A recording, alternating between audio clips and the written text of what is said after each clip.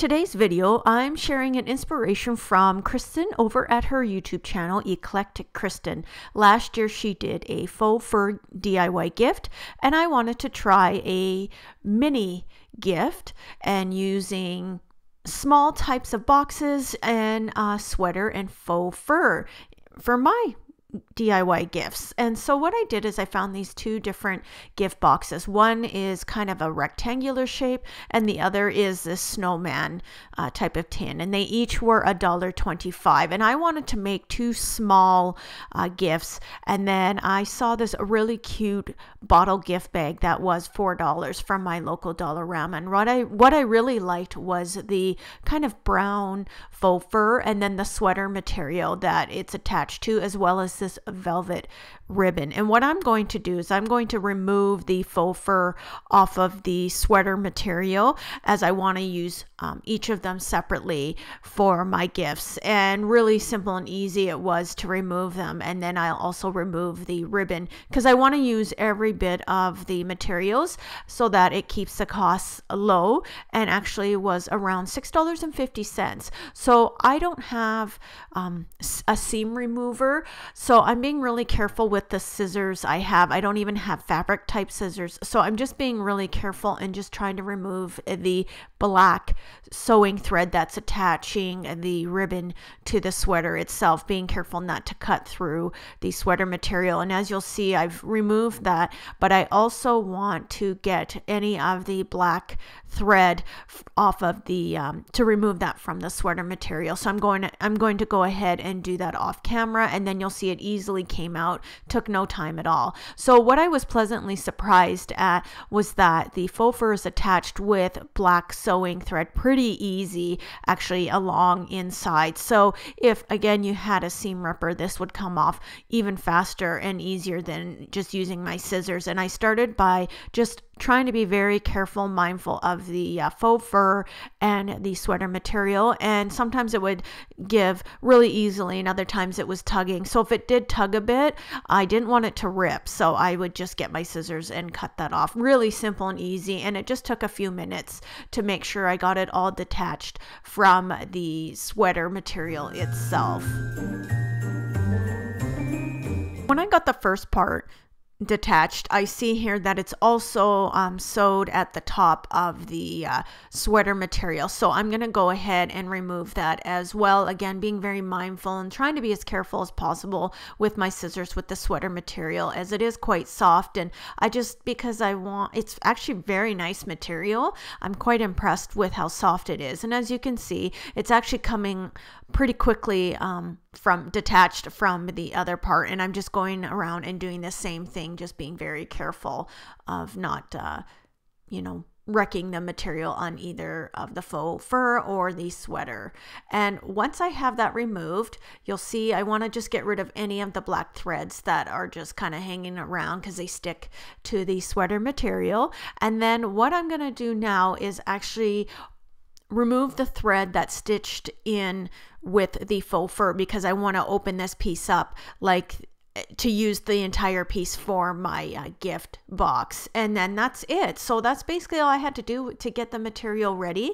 And now I'm just going to decide, do I want to do the faux fur for the little rectangular gift box or the sweater material? And I think I'm just going to go with the faux fur for the rectangular gift box. Now I realized once I was kind of getting this together that it's not going to cover the entire book, as I'm calling it. And so I'm okay with that, because I decided I'm going to just be displaying this, and it just depends on which side I want to show. And I want to show the rounded side, and I'm not really concerned about the back side, to be perfectly honest. And all I'm doing is taking a glue gun and being very careful, because it's hot. You could use any glue that you want, but this is because hot glue dries very quickly. That's what I want. And this is just going on display, so it's not going to really be shown and you won't see it. And I'm just holding it for a few seconds, and then you'll see this is the side that I want. And then I'm going to actually glue down, I won't show this, but I'm going to do this as tight as possible to just get it and then glue it as well. And then I took my scissors, and you'll see that I'm just doing a little bit of an incision cut at the corner so I can kind of fold it.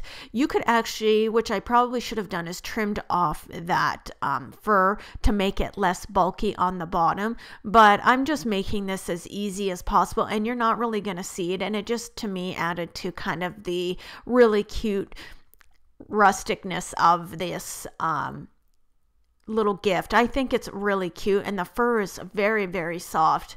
And again, you can make this more tidy, neat, and put together, but I'm just making it as simple and easy as possible, less steps as possible for my finished product. And I'm just putting some glue on the back, press and holding it for a few moments and pulling it a bit tight to just make sure I can get it as tight as possible around. And then I'm going to do this exact same thing on the other side where I cut at the corner and then glue it down. And you'll see it is a little bit bulky, and as I said, you could trim it, but I'm not doing that here. And then you are done.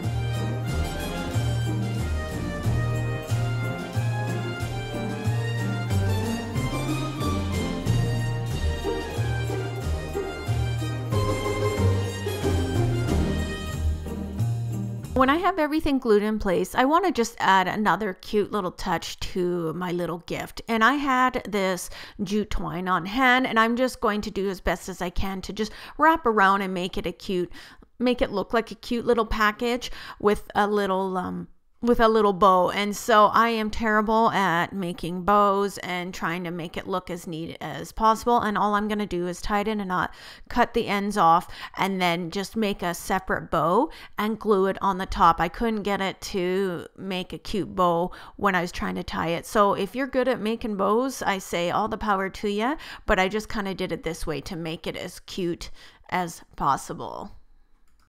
So here's my little bow that I glued at the top, and you can kind of see it a little bit, but because it's going to be on a on a shelf, you won't be really looking at it up close. If you're making this for someone, then yeah, you want to make this a little bit more neat and tidy. And as you can see, the back is not covered, but overall, I think it's really adorable. And yeah, I see a little bit of the glue, but you know what? I'm okay with it. I still think it looks really, really cute. And then we're going to go on to the second DIY. So what I did is I actually had more material than I needed for this DIY for this specific gift, but I wasn't sure how much I would need. It's actually quite stretchy, so I'm just going to put my little gift box in there and then just cut off approximately how much I need. And I do want that bottom part to actually be on the top part, if that makes sense, of the gift. I want it smooth on top and then kind of where you're gluing to be on the bottom of the gift.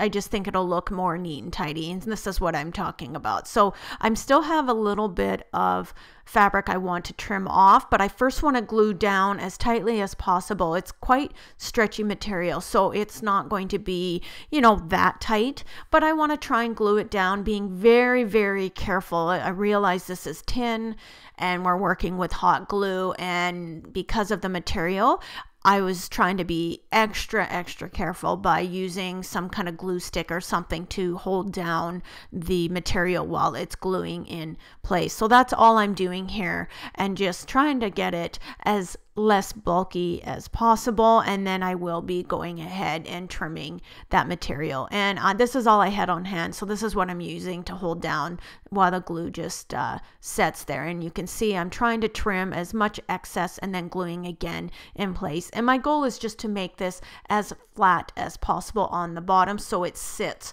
really well on a shelf, or if you're giving it to someone, you could even make it even more cleaned up and flat as possible.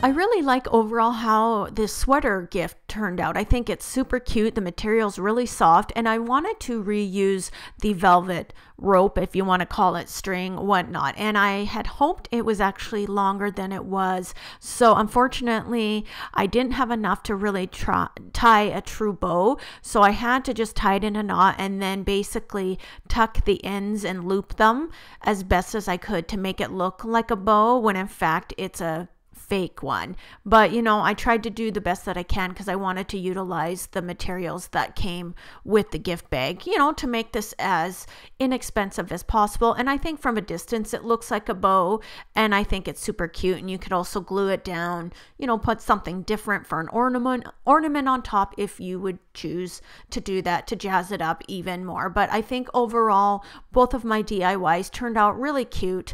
They aren't perfect. You obviously can see some glue on the faux fur one, but at the, you know, I honestly think they're adorable. And I wasn't sure what I thought at first, but I think they're both adorable, and using the hot glue gun worked perfect for this DIY. And I decided to place them beside my tinsel tree, which is about 6 feet, and put them on our amplifier in our living room. And I'm really thankful that I got inspiration from Kristen over at her channel, Eclectic Kristen, because she does amazing DIYs utilizing dollar store items and keeps the costs down. And she's so innovative and has a great way of explaining things and showing you how things can come together using inexpensive items from the dollar store. So I thank you so much for watching. I hope you get some inspiration that you can take dollar store items that you normally wouldn't think to use in this situation as a DIY and turn it into decor.